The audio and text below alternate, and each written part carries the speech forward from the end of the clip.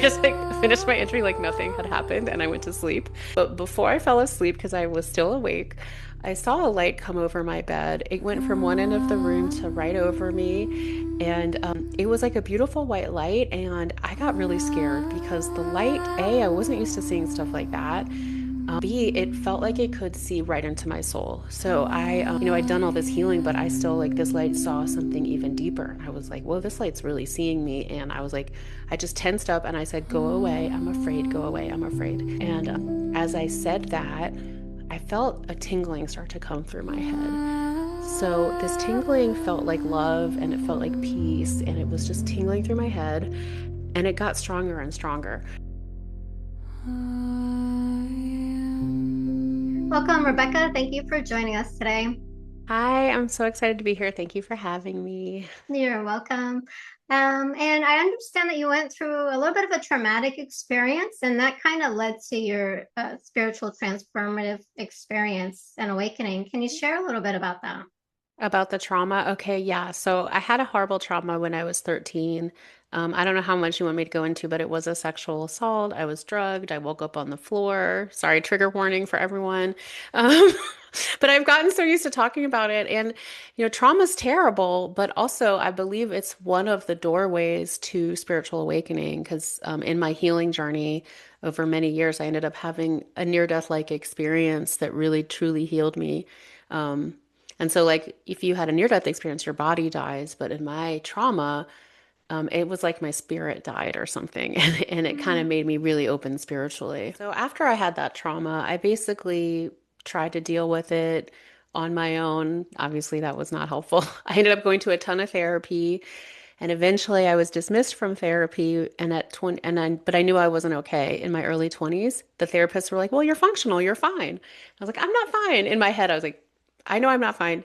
I'm going to heal all the way from this trauma." And I really set an intention when I was 23 that I wanted to heal all the way, and I think it was that intention that led me to have this spiritual awakening. So, healing all the way, I just wanted to feel what my heart was. Like I felt like something was on top of my heart from this trauma, even though I was functional, even though I had friends and a job. I said, I got to figure out what's under my heart and I got to move whatever's on top of it off. Whatever that was just bad feelings. I went to a ton of energy healing. I didn't believe in a lick of it at the time because I came from a skeptical family. And I would just be like, this is not real. But I kept feeling better, like, because I'd done a lot of talk therapy, but the energy in my body was still stuck. I did a lot of embodiment practices to come back to my body after trauma. So a lot of that was yoga, but I also did other things like Traeger body work. Sometimes I've done Qigong, but from this in my early 20s, I was just like, okay, let's figure out this thing and heal. Because I was like a straight A student. And I was also like, I'm going to do this like straight A. I'm going to heal. And I just kept doing this, and nobody knew I was deciding to do this on my own. And another thing that I started doing, which is the actual thing that started my experience, was that I was writing my journal, Dear God. So I started to write my journal, Dear God, just like writing to my heart. I came from an interfaith family, and the word God, I never had religious trauma despite other trauma I had. Like it was comfortable for me to use that word in my journal. And I would just write Dear God and write about what was going on in my life, write about things I was going through. And when I was 26, through this process, I just spontaneously devoted my life to God in my journal while I was writing in my journal. This was nothing I ever planned to do, nothing I ever thought about doing really. But I was in graduate school at the time and I just had started my entry, Dear God, and was writing about my life. And then in the middle, I just said, in all caps, I have decided to give my life to you and whatever that entails. I want to be guided by you, by the light. This is my pledge. I will work hard to follow this path and bring it to fruition. Please help me do this. Please help me bring light to other people. Thank you. Amen. And I was just crying. It came out of nowhere. I meant it so deeply, and but I also didn't. My personality didn't understand what I just promised in writing. And all this stuff started happening. Like from that night for the next 2 years, I had a 2 year long spiritually transformative experience where I saw a bunch of stuff, which I'll go into unless you have any questions first. Sure. Um, well, from the time that the trauma happened up until you were writing Dear God, was there, because a lot of times we'll have cycles after our traumas. Did you see any of those playing out? Like, was it like repetitive for you or anything that came up Oh that would? yeah. I was miserable. I mean, so on the outside I was a straight A student. Everyone thought I was perfect. I knew how to smile and get by. But had been really traumatized. I'd also been bullied for a year and a half before I started high school. And I just wanted to die on the inside. So I would go through feeling very suicidal. I had horrible nightmares. I was like always anxious. But I was like, but I look okay, so I must be okay. Like, not, no, that's not true. Anyone watching, even if you seem okay on the outside, but you're feeling terrible. So no, yeah, I had gone through, I mean, part of what I did was I even did inpatient therapy for survivors of sexual trauma during college, during the summer of my college. That was hugely helpful. And all the therapists I went to, it was helpful, but nothing really got me fully, really healed until my beautiful spiritual experiences. Like everything was taking me there, but like actually knowing God, the creator, like as you did in your NDE, it's like, okay, this was it. This is what I wanted. And I know like sometimes like I did counseling for a while to help Mm. people and I think that it helps, on certain levels, but it really doesn't get down deep. We kind of dive deeper and which sounds like what you did when you started writing in your journal. Can you take us through those 2 years of spiritual experiences? Those sound very Yeah. interesting. Yeah, thanks. They were amazing, really. But before I start, I do want to say I do love therapists, and I've had a lot of great help from therapists. I have a lot of great therapist friends, but there was a spiritual connection that I had to find really for myself. So basically, I wrote this promise, and then after I wrote this big promise, I finished my journal entry. I have the journal over there. It was like, I'm live in Brooklyn. I have a boyfriend, and I just like finished my entry like nothing had happened, and I went to sleep. But before I fell asleep, because I was still awake, I saw a light come over my bed. It went from one end of the room to right over me. And it was like a beautiful white light. And I got really scared because the light, A, I wasn't used to seeing stuff like that. B, it felt like it could see right into my soul. So I'd done all this healing, but I still like this light saw something even deeper. And I was like, whoa, this light's really seeing me. And I was like, I just tensed up and I said, go away. I'm afraid. Go away. I'm afraid. And as I said that, I felt a tingling start to come through my head. So this tingling felt like love and it felt like peace. And it was just tingling through my head. And it got stronger and stronger. And I was like, what a weird headache. What is this headache? It's so weird. My boyfriend was sleeping next to me and I looked at him and thought, I wonder if I should wake him up and find out if he's having this weird headache. But it just got stronger and stronger. I didn't wake him up. And then I relaxed into the feeling and a voice came into my head and it said, you don't have to be afraid. But if you are, you can wear a hat. And it put a graduation hat into my mind's eye. And at the time I was 26 and I said right back to the voice, that's not cute. Like I was just like, I don't know why you would give me that hat. That's not a cute one. Here's like three other hats you could choose. And I just put like check other hats. And sadly, don't do that if you're having a spiritual experience because the voice then stopped. But the experience continued for the next couple of years. So like I just went to sleep that night. I woke up the next morning kind of like, I don't know what that was. That was weird. And I start going to class and I live in New York at the time and I'm walking down the street and I'm seeing, especially, I remember really profoundly like on the subway in like, I don't know why, everyone was just like with light just pouring out of them, like white, beautiful light. Like I was amazed at everyone. I loved everyone. And it wasn't just like it was light, it was like the love that they were. And I just remember looking and thinking, I didn't know everyone was so beautiful. How have I lived this long and never realized everyone is an amazing angel? And it was really profound. And it lasted for the first couple days. And I don't know if it ever really went away because I still see light in people, but it's mostly through their eyes. But I just remember that, like those first couple days, it was like light coming out of everyone. And then also the first few weeks, I started having psychic or precognitive dreams. So these are dreams that were coming true in my life. And, I'd been raised, my mom was a psychologist, and analyzed our dreams like everyone in our dream is us. But now I was having dreams that were happening later. So, and these felt different than dreams that like my normal dreams. They felt like there's a spotlight in them. They were giving me guidance. They were showing me things that were going to happen, like getting in a car accident. I had a dream about that, and then it happened a few days later. I mean, little and like little things, and then it would happen, or my friend would tell me something, and then I would see them in real life. Like they'd tell me something in the dream, and then I'd see them, and they would tell me the same thing. So these dreams became very normal to me, and like never, this was one part of my experience that was never scary. It was like very comforting, and I still have dreams like that now, and they're pretty helpful. They feel like nice to have these. If I don't have a dream that comes true for a while, I get kind of sad. I'm like, I need to clear my system and get focused here. But a lot of the time, it's just pretty basic stuff. Like one time I had a dream about a little kid ringing a bell in a church, and then I went to the church 2 days later, and there's a little kid ringing a bell. You know, it was like nothing that mattered, but it's just kind of interesting. It's like, is all this stuff planned? Like, why is this like I wouldn't, it's really crazy. Um, anyway, so around that time, I started panicking. So it's maybe a few months into my experience, and I was like, I'm definitely becoming schizophrenic. Like something is wrong with me. And I had a few people who helped me. One was my stepdad. He remarried my mom. So I came from an interfaith family, Jewish and Christian. My dad's Jewish. My mom came from a really Christian background.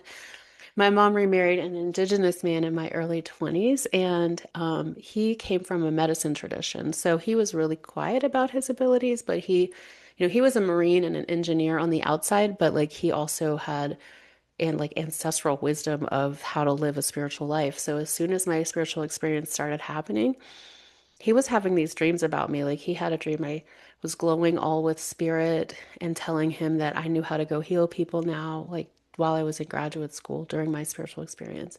He had a dream I was becoming an angel of God on the earth. And the whole time it was so helpful. He taught me a lot. He helped me a lot make sense like this was normal to him and it was exciting. But my mental like upbringing, I really just thought I was losing it even though things were kind of coming true. And I also, in addition to having his help, I Googled shaman New York because I'd heard one of my friends talk about shamans, and I went and saw a shaman, and I didn't know what he was. I didn't know. I've never been to anyone like that, but I remember going to his office the first day and sitting down and being like, I devoted my life to God. I saw a light. I think I'm schizophrenic. Do I have to drop out of grad school? Because that was my big worry. I was like, I'm definitely schizophrenic and I have to drop out of grad school. He was like, no, you're fine. He said he said it in a more serious way, but he said we're all schizophrenic. The whole world is a dream.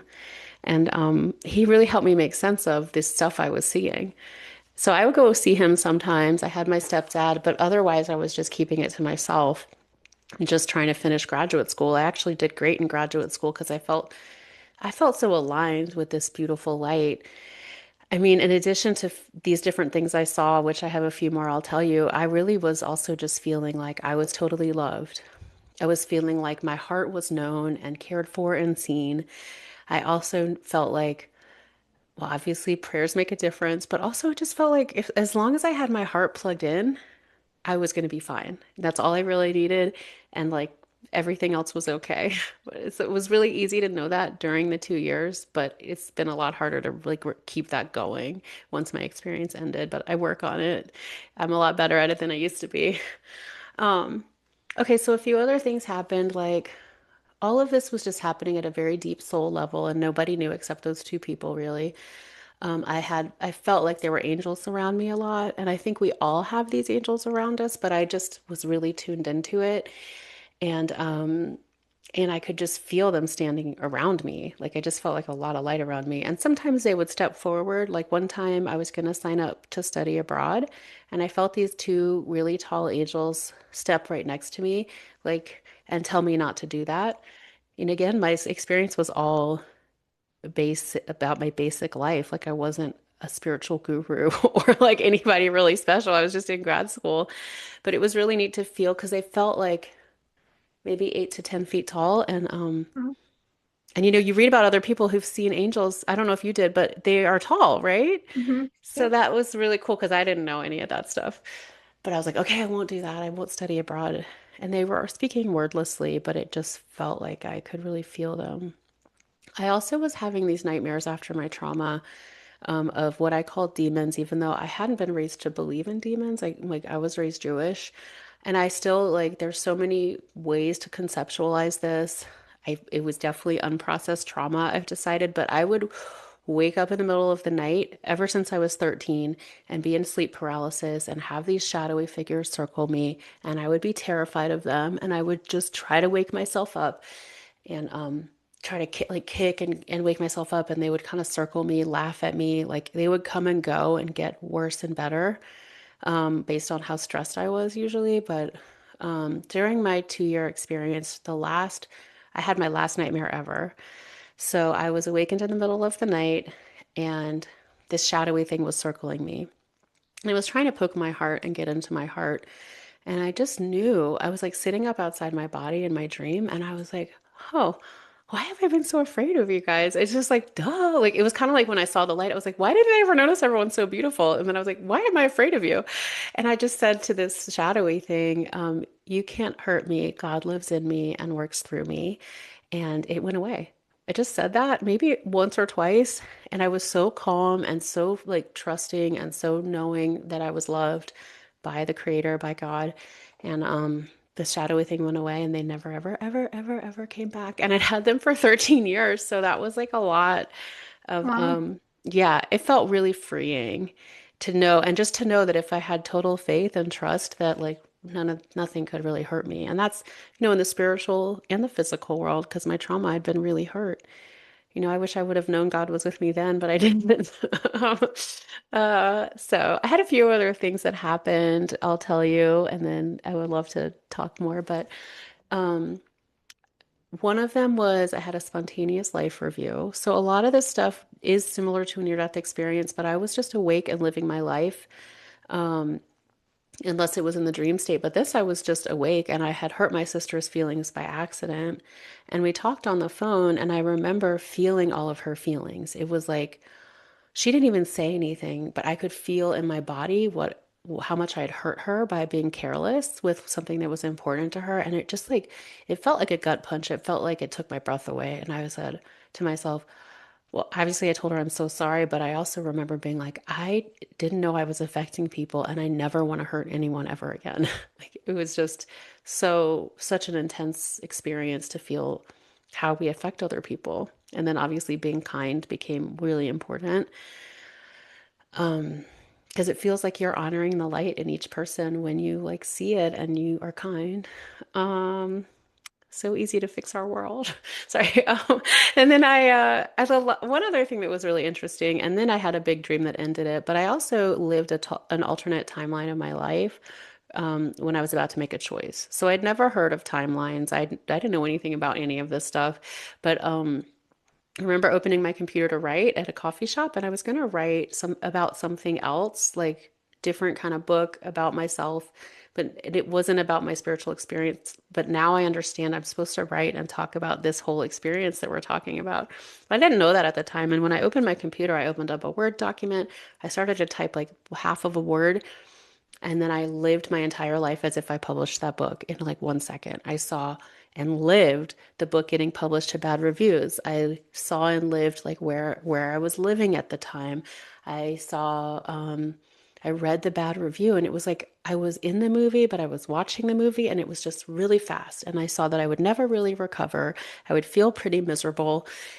It was crazy. And I said, okay, I guess I'm not going to do that. And I closed my computer. I didn't know what to do, but it really stuck with me. And for a while, when my experience ended, I got really overwhelmed about how much our choices change our lives. Cause like I just saw that one little choice that seemed kind of like not that big of a deal. So it really freaked me out for a while to know, like, I'm going to make this choice, but how is this going to change my life? Cause I didn't always see the timelines, but now I know, we can just feel our hearts and follow our hearts, and we'll go the right way. When you're following and trusting in love, like when you get a snag like that, if it feels like wrong, it's usually a sign that it's not a good choice for you. And I think at the spiritual level, you're feeling that timeline that most of us don't see. I saw that for a second, and now I'm like, okay, just see, like move towards where you feel ease and open and like support. That's the best way, because we don't get to see all the timelines, and I think it's a little overwhelming. But and then my experience ended with this beautiful dream. So basically this happened from 2006 to 2008. And yeah, I really was going through all these spiritual experiences thinking this is so cool. God is amazing. These angels are awesome. And when I'm learning all this cool stuff, and when I'm done learning, I'm gonna leave. Like I'll be leaving the planet. Like it's really what I thought, even though like that makes no sense. Um, but I had this dream that basically was like, you're gonna be staying. Um, I had a dream where I was talking in my room with this beautiful glowing person. He was full of light, and I was talking to him and saying, like, my life is hard. I don't know why I'm here, and I don't know what I'm doing. I was just saying how I was feeling, even though I was having all these experiences. I still felt like, why am I here? And my whole room was filled with light. And he's just saying, life is amazing. You need to go have a good life, go have adventures. Being alive is such a gift. And just like pouring love into me while we're talking. And as we're talking, I feel all this love come into me. And I said, I felt my heart open like so much. And I said, what's your name? When am I going to meet you? Because I was sure at the time, I was like 27, 28. I was like, this guy's going to be my boyfriend. He came in a dream to tell me that. Like, this is so exciting.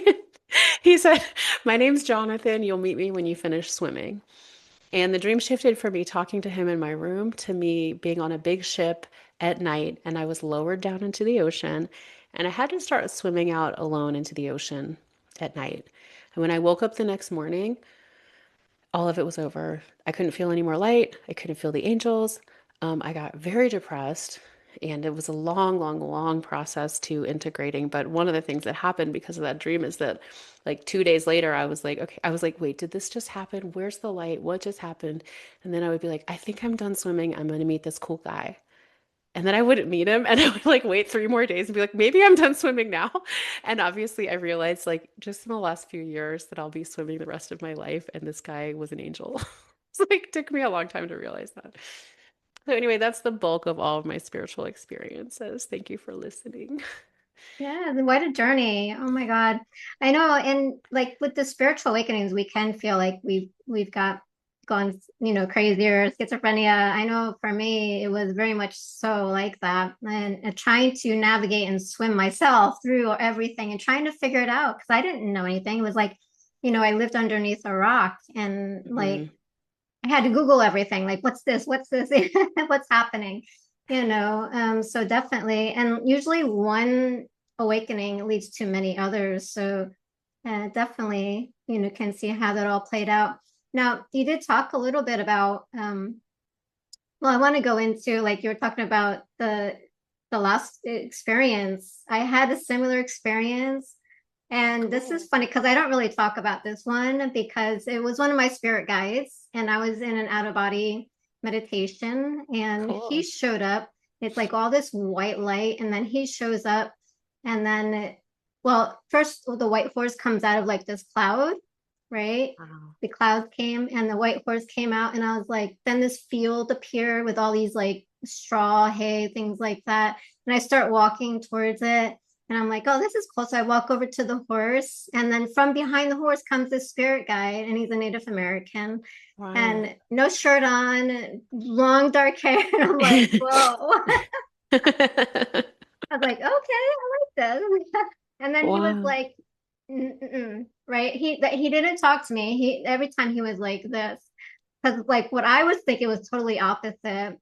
And he gets up on the horse and he puts his hand down and he tells it signals for me to get up and he pulls me up on the horse and then we Wow. start riding and it was like this out of body life review. He was like taking me on this Wow. journey and he would slow down on the horse. It was like this horse was this perpetuating energy. So when the horse sped up, we viewed something else. And then when it slowed down, it was like changing into another experience. And so it was like an out of body experience, doing the life review. Wow, that's amazing. Were you able to see different scenes and feel the different scenes of your life? Mm-hmm. Wow, so Yeah. this is true. So you can really, in an OBE, kind of create the conditions or experiences of a near-death experience. Mm-hmm. That's It so happened. beautiful. Yeah. Wow. But Yeah. do you feel like when he was saying, mm-mm, was it like you're not supposed I'm not your boyfriend, or was he like you're Yeah. not supposed to come this far? Okay. Okay. Yeah. Because I was like, oh, but he was like, nope, that's not what this is. That's cool. Mine did not say that. He was like so loving and just said, I'll meet him when I finish swimming. Just so much love. But that's funny. That's cool. That's neat. Yeah, yeah. And a lot of it is like that's part of our like our spiritual teachings and our learnings, you know. And I think at some point mine was like a whole 10-year span and you went through 2 years. Mm. Yeah, a lot of experiences there. Did you notice any like innate abilities before that, like growing up at all? I mean, a lot of it was because I was traumatized. And one thing the shaman taught me is when the physical world doesn't take care of you, the spiritual world does. That was something that made sense to me because it's like I was seeing stuff that you're not supposed to see, like in my background. But I had been basically disembodied. And so I did have a few experiences like right after my trauma. I remember I lied on the phone to my friend about being Jewish because I remember being on the phone and he was like, "Are you Jewish? I heard you were Jewish." And I was like, "No." A rock hit me in the shoulder, like boom, like, and I felt it really strong. And I didn't even care that it wasn't from a person because I could feel that it was from, I think, my great grandmother. But I just looked back and I was like, "Ugh, leave me alone." Like, even though there was nobody there, like I was like 13, maybe 14 at that time. But so stuff like that. But a lot of it, like, mostly was those nightmares because my filter was basically so traumatized. And like, I think Mm. I had to really heal and really heal and get to know God, the creator, however you want to call that. Like as I healed, I was able to really connect with like the light. But I definitely had like those kind of not so great nightmares. And then that one with the rock. I grew up in New Orleans, so I feel like ghosts were kind of around, but I don't know. But other that was mostly it. I okay, now one other thing I forget about was that I did see auras around people in high school. And I would sit in class and watch people, the teachers against the wall and just kind of see light around them. But I didn't realize that wasn't something everyone had. It wasn't like the white light that I had in my spiritual experience. It was just like a outline of whatever. And I would just, if I was bored in class, I would just watch them walk around and watch the outline of the color. But it wasn't like big, it was just a little bit. Yeah. So that's really it until my spiritual experience when it was like, okay, here you go. You wrote that promise. Let's show you what can happen, you know. So, yeah. Yeah. Now, has your life changed over going through the 2-year period? Has it changed like your environment, the people that you're around? Because a lot of people who have experiences like they may end up getting a divorce, they move, they're almost like a whole different person. Has your life Yeah. changed?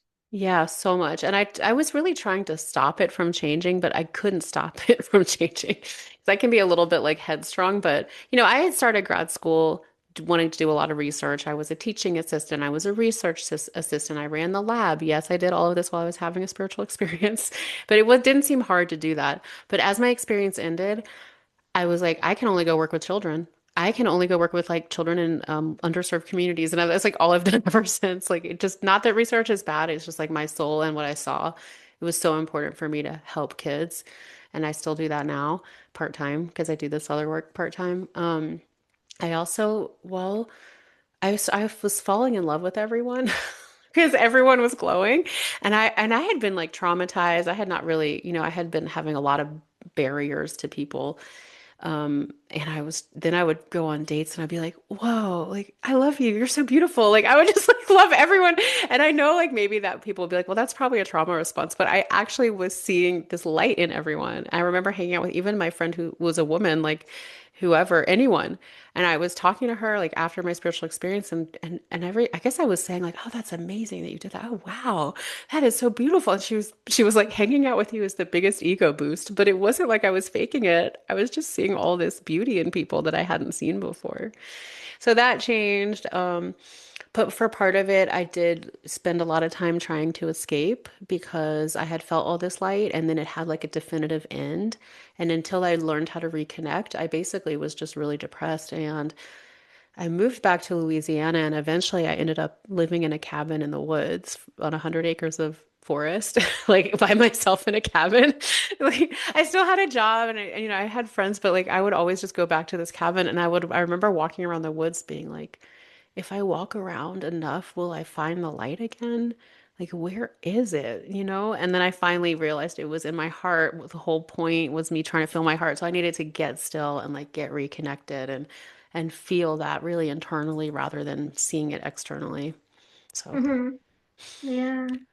But yeah, Yeah, definitely changed my relationships. Sorry to interrupt. Like, yeah, my all my relationships changed during that. Yeah. well, living in the woods somewhere sounds great to me. I know a lot of people I work with are like, tell me more about when you did that. Because I mean, I still, there's part of me, but I can't actually really let myself do that because I am such an escapist from having seen so much light. Like, I think I would just go live in the woods and like talk to the angels and light and just be like that witch and the crazy lady in the woods that people are like, don't go see her. She's, but it is beautiful. Maybe one day I'll like have another cabin in the woods as long as I promise that I still have friends and like leave it sometimes. Yeah, that's what Yeah. I want to do, but I keep getting redirected. I think a lot of us are supposed to, even though there's always that pull to kind of remove yourself, like a lot of us, I think, are supposed to be out here sharing and be within community and within society to keep, because eventually, hopefully, we won't have to leave society to feel all this light. We'll be able to have created something really beautiful where you feel at home, even when you're around a bunch of people or at least Mhm. around a few people maybe where it's like not as jarring because what was so hard was that what I felt was so loving and so high vibration or just so peaceful and then to go back into the world like to be without that light connection and be around people I was just like this what's happening here people like what are we doing like this light is so beautiful it's like it's hard to see the difference. Yeah. And when part of my awakening, I was, during that 10 years, I was living in a Buddhist center, and I Oh, got so cool. used to just being in my own space and meditating for years. It was like Mm, 5 years. And then I wow. had to go out and go work and do some, I was like, what's going on here? I had to reintegrate myself back into society. And I'm like, yeah, No, it's that's like, so hard. It's truly mm, like a superhero qual ability to like have these kind of like 5 years of meditating and then having to get a job. That's not for the faint of heart. That's mm-mm. exceptionally amazing. Yeah. Yeah, yeah. Yeah, and yeah, life changes, and it's like an ongoing. I don't think it's like an end, because we Yeah. do kind of continue to evolve. It may not be the experiential experiences that we've had, Yeah. but I do see things that still come up, and it's not like an ongoing education, spirit education, I call it, because I'll get little downloads and hear, and they help me to understand certain situations as I'm going through life. So I think it's just a way of navigating life from a different perspective, and Yeah. like you said, when we have an awakening, we're not meant to leave and we're done. We got to I integrate what we've gone through. I know. I wish they would have explained that to me better. I mean, I guess the dream did explain it, but I was like, no, I'm definitely leaving. What? Um, so interesting. Did you get guidance to start this podcast? I did. I started out automatic writing. That was part Mm, of it. yeah. And Yeah. so I was like, okay, well, I can do some automatic writing and start sharing little video clips of what I'm getting. And I started out the podcast that way, but then I was like, okay, I started getting, well, now bring people on to have these discussions and talk about it and bring it out more and, and share and have other people come with their experiences. And, Mm, so along the that's way, cool. people that show up that we invite onto the podcast generally has something very similar or like there's this connection Mm. for the guests who come on the podcast. So it's really interesting. Well, that's so cool. I love it. Yeah. Wow. Now, with your perpetrators, going back to that, was there any like healing apologies, or were you able to forgive them? Did Oh that my unfold for gosh. you? Well, for the longest time, I just was really upset. It was so traumatizing. There were four perpetrators. I worked a lot to forgive. I have over time forgiven a fair amount. I always, there's so much in the news right now around sexual assault and, the Epstein files and all these different things. And it's just like, okay, let me just work through another trigger because here it comes again in my face. But, eventually I've gotten obviously a lot better. One of the perpetrators died. Three are still alive. I don't know their names. Oh, the only one whose name I knew died of an overdose, from what I heard from my friend. She sought me out. So I never really, nothing, like I anyway, there was no apology except this one perpetrator came through in a reading with a friend and apologized, which was crazy. She's a medium and she's like, there's a guy here. He keeps saying sorry. His head is down. He feels horrible. And she just started crying and it was like really powerful. The weirdest part about all of that, and that did help me kind of forgive because I was like, you had your life review and you know what you did. Like, Hmm. that's not like the nicest way to like, I feel like I can kind of weaponize the life review a little bit. I'm like, wait till you see this in your life review. Um, but I don't, but he did, and he came through in a very sincere way. In fact, I'm going to be part of a study about this. Um, but the weirdest part I was going to say is like my experience started on a certain day in January, random day, January 19th. And he died. Like, that's the day I wrote in my journal. Like, that was the day I wrote this big promise. He died like 10 years later on January 19th, which is weird because it's a random day. And you're like, why is that connect? Maybe there's no connection, but it feels kind of weird that.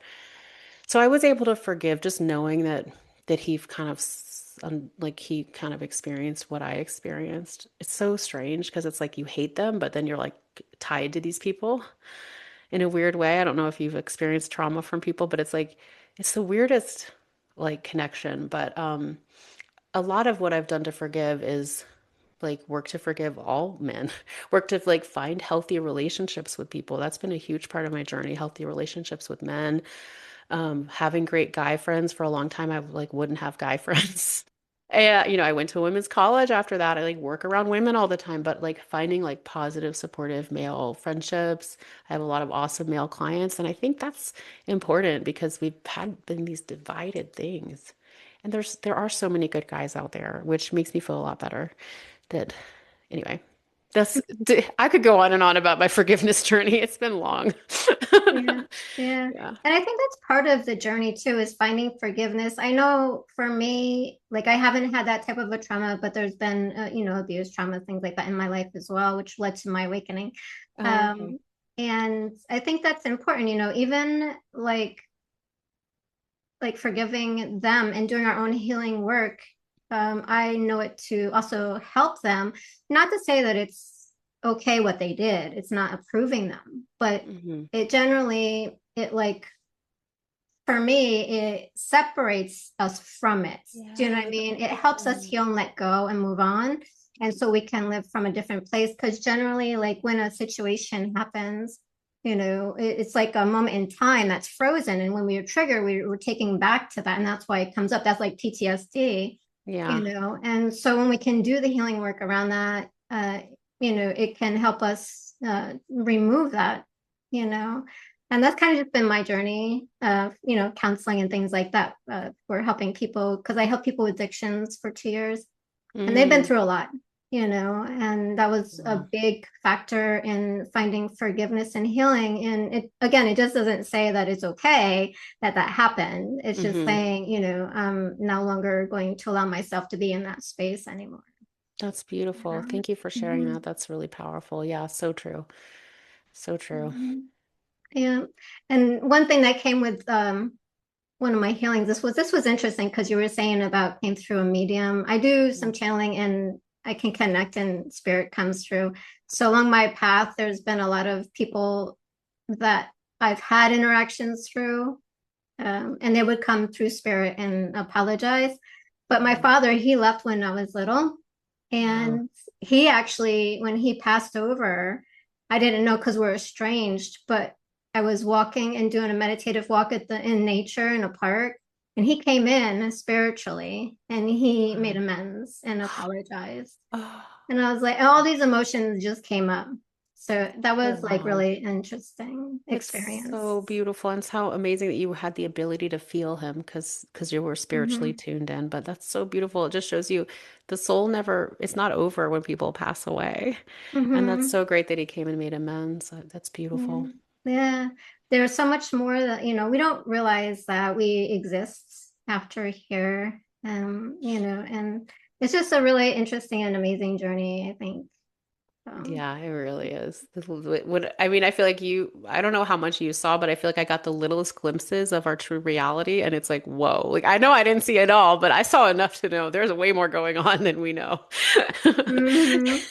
Yeah, Yeah, yeah. so And I don't think that we can ever know everything in one lifetime. Like we just learn little no. bits and pieces here and there, throughout Yeah, our journey, yeah, you know. for sure. Yeah. Definitely.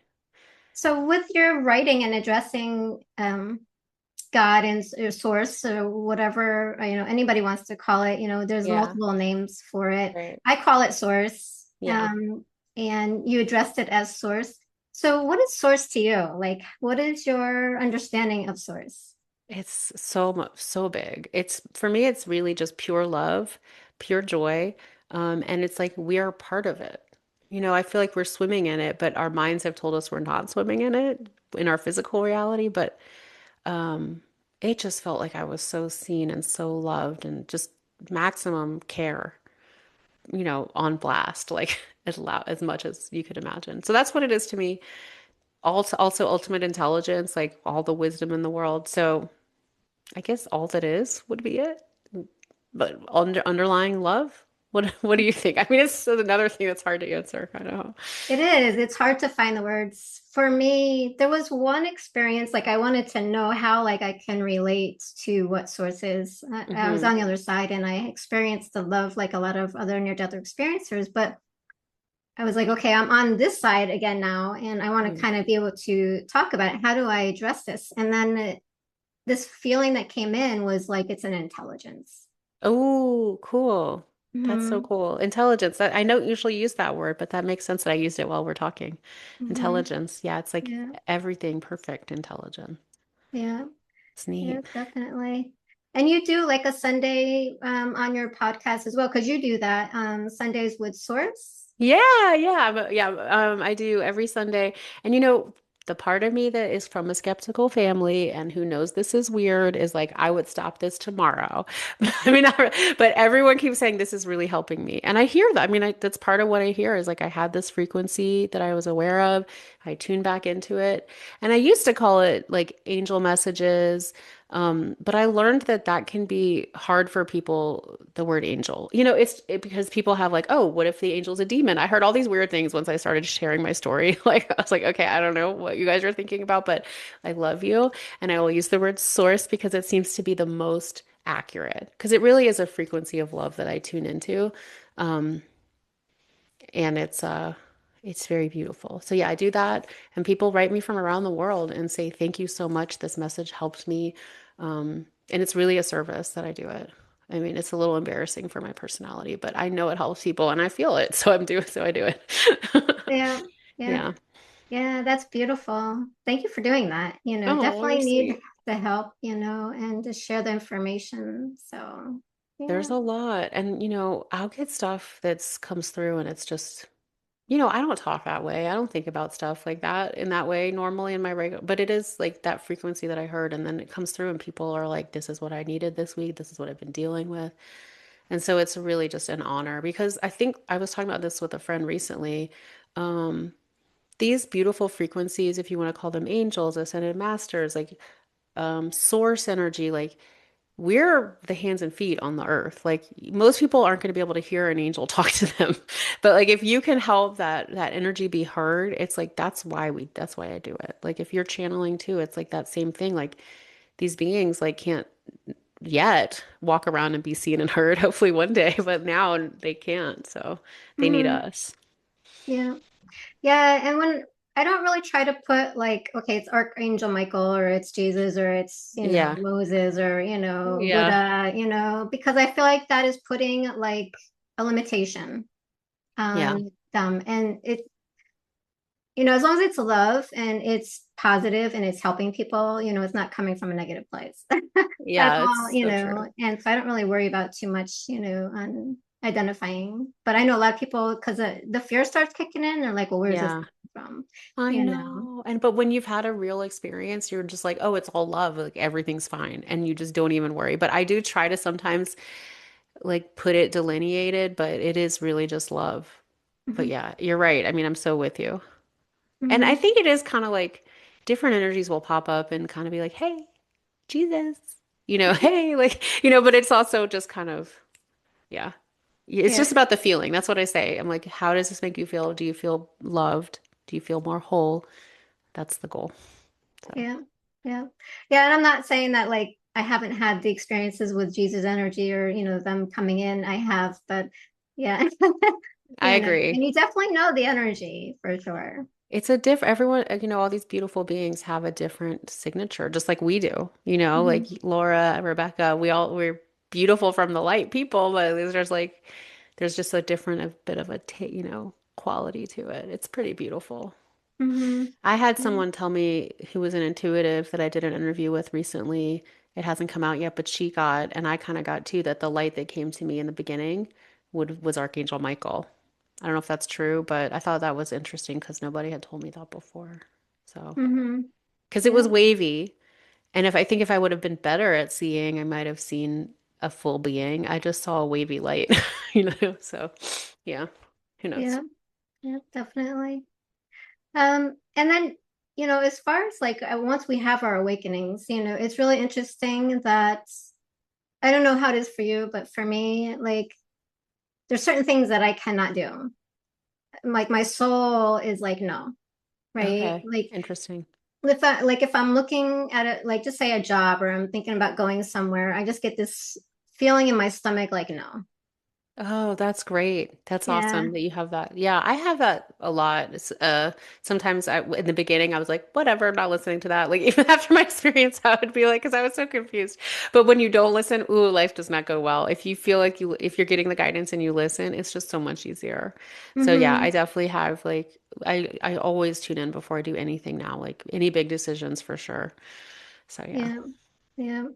And have you gotten any like redirection? Because like sometimes it's like, okay, you're trying to manifest something, and then you're okay, I'm going in this direction, but then there's like this redirection. So for instance, like part of it, I was doing energy healing Reiki, and I Hmm. was helping people with those type of healing sessions. And in my area, it was like, no, you need to have your massage license or whatever. You have Hmm. to be an Hmm. RN. So I was like, oh, go get my license, for massage therapy and then just do it and I'll be okay, right? So I moved into a different town and then from there it was like I had everything set up, planned, and right before, I think it was like a week before I was supposed to start my massage therapy class, the teacher quit. And then Oh, so they were like, oh no, now the only time that we have available is um I think it was the daytime, and I had to work at that time during the day. So it was like it was supposed to be a night class, and it would have been perfect. I could work during the day, go at night, and study. right. And then all of a sudden it was like bam, and that happened at different situations, like multiple times during my spiritual awakening. Wow. During them 10 years. And it's like, okay, is there something wrong with my manifestation or am I just being redirected? Because they say they're not supposed to interfere in your life. And I'm like, okay, well, what is going on here then? you know. Wow, it is a good question, like the difference between like just creating something as a human with, manifestation abilities, or is it that you're trying to push against what your soul wants? And I do think our higher selves always know, or like you're tuned in to the source. And that is when you're following that, every obstacle clears and things happen easily. And like you could manifest without being in alignment, and maybe your higher self must be calling you to something else. I have to believe that. Because did you start doing something else and everything happened easily? Or no? You're like, Mm, no. no. I mean, I'm like, what am I supposed to do now? I know. I mean, the thing is I feel like you have to be a little patient and just keep teasing it out because, um, yeah, when I was trying to do, basically the big time that happened to me was that I was trying not to tell this story. I was like, my stepdad had told me I would do it. Even the shaman, they'd be like, "You're going to talk about." I was like, mm-mm, "No, I'm not." And I was like, "Maybe this was fake," and I'm ignoring it. And I was trying to do anything else in my life, but nothing would really work. And finally, in 2023, 15 years after my experience ended, I was like, I'll tell this story. I'll start telling it. And it was like, boom, everything has opened. It was like, open, open, open, open, open. Because I know my soul wants me to do this. I know Source wants me to do this. So it's like, I can't even tell you like how much has opened since I've been aligned with this because it's what my soul really wants is for me to, I mean, it's hard for me. I love talking to you. You're very good at talking and interviewing, but like it's hard for me to be public, but I know when you have experiences like this, it's like it was so powerful, but I was just going to keep it to myself because it was like I got all this awesome love and I felt great. No one's going to know about it, but now it's like I'm supposed to share and help people feel better and like no, they're not crazy, all that stuff. So I'm doing that, and that was big, like major open doors for everything. But Hmm. facing a lot of fears, it's not like it's like walking through like a beautiful meadow every day. I'm like facing fears of being public. So, but yeah, I hope you'll Yeah. find it. You will. I wouldn't give up. Maybe it's doing this. I mean, who knows? Yeah. I just been kind of following this direction and seeing where it goes. So, yeah. Now, did you start writing the books? I know you said you kind of seen where that was leading. Did you change your mind on that? And have you started Yeah. writing a book? Yeah, I did publish a book last year called Daily Moments with the Angels, which is 365 daily messages. I do like write on Substack and make videos about my experience, and I am going to write another book that's more like narrative um, soon. But basically, the message was don't talk about that, which was just like something in my life. It was like you need to talk about, now I know you need to talk about this experience. Because anything else, all the doors closed. This is the only thing my doors have opened. The doors just keep opening. I got Hmm. to teach a retreat this year. I get to meet people like you and go on podcasts and help people. Really, it's service, and it comes back to is the promise I made to live by the light and help other people live by the light and all that stuff. So that's what I'm doing. Yeah. Gotta keep our promises. Yeah, especially a written Yeah. vow. Apparently, that was a big deal. I didn't realize. Hmm. Yeah. Yeah. So yeah, I have a couple books that are started. I have like the pre-writings, the automatic writings, and then I know I have to redo them because I know there's probably errors in them, but Hmm. Hmm. grammar and things like that. But Right. there's a couple that I'm kind of not wanting to write, but I Really? know that I'm supposed to write them, so they're going to be coming at some point. I think it's important. I just had coffee with a friend this morning and he kind of works in AI and he's spiritual too. And he was like, books are going to become so much more important because they can't be changed. They can't be altered by AI. So it's not like they're going to go extinct or it's like people are going to want them even more. I loved that perspective. He's like younger and works in tech and startups or whatever. And he was like, this books are really important. So I was like, cool. That's a nice thing to know. Because I think it's confusing. Everything else online can be altered with AI. But a book, Hmm. nope, it's paper, it's print. So I would encourage you to keep writing. Yeah, thank you. And you as well. Yay. And I think, yeah, books are like people like hands-on stuff. You know what I Hmm. mean? They like Yeah, to touch and feel and connect that way. And sometimes it's not that easy when you're doing it online. And so, right. Yeah, for yeah, sure. I love it. I can't wait to yeah. read your book. Well, thank Books, you. books. Yeah. And is there any other topics that maybe we didn't cover that you feel would be important to share? No, if anyone's interested in getting in touch with me or experiencing my work, you can find me. I offer sessions, sacred soul sessions. They are mostly on Zoom. And I just help people get back in touch with their souls, with the light of their souls. And we basically sit in the space of the light from my spiritual experience. And I bring through messages and healing. And it's really beautiful. I get to work with people all over the world. It's been a major honor, like so humbled by it. But yeah, if you're interested in finding me, you can find me, Rebecca Kastl. It's on my website, all that. Yeah. Beautiful. Yeah. And would there be anybody or any messages that you have that you feel would want to be shared today? Okay, let's see. I'm hearing a big don't give up. Maybe that's for you. Maybe that's for all of your listeners. Um, don't give up and keep chipping away at what you really care about and feel aligned with because you're getting there. That's the message I'm hearing. Maybe that's for you. But if Oh, you have listeners, all your listeners are probably similar. I feel like the people that are similar to you find you. So it's probably for hmm. all of y'all. But definitely the main message was don't give up and like keep the vision of where you want to go. Beautiful. Thank you. Yeah, thanks. All right. Thank you so much, Rebecca, for joining us today. It was great having you here and for everything that you're doing. Yay. Thank you, Laura. I can't wait to explore more of your work.